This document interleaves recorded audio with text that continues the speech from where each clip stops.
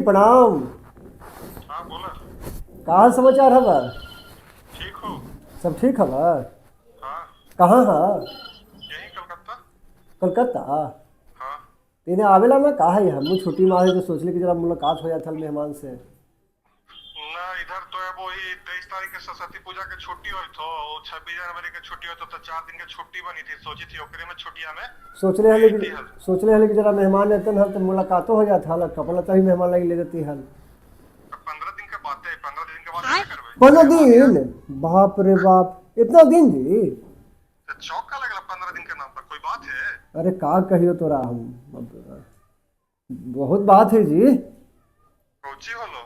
अरे कोई कुहार रहा है? अरे जहिना से अलो है वहिना से समझा कि कभी मम्मी से लड़ाई लगवा दी थो, कभी औरत से लड़ाई लगवा दी थो। एकदम मतलब समझा कि जे मैंने तमाशा करके रख ले हैं, खाली डेली के डेली ड्रामे हो भी थो। अब समझा ना कि जब तलाक के नौबत माने कि ऐसा ना कि हो जाए कि तलाक के नौबत आ जाए तो औरत के साथ है हमरा। ऐसा स्थिति आइल हो?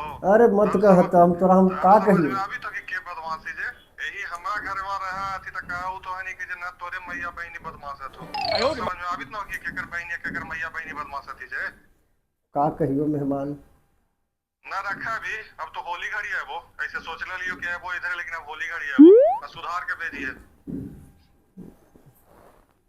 लाज ना लगी था हमरे मर्दन में से हमरे शिकायत करी थी फोन करके।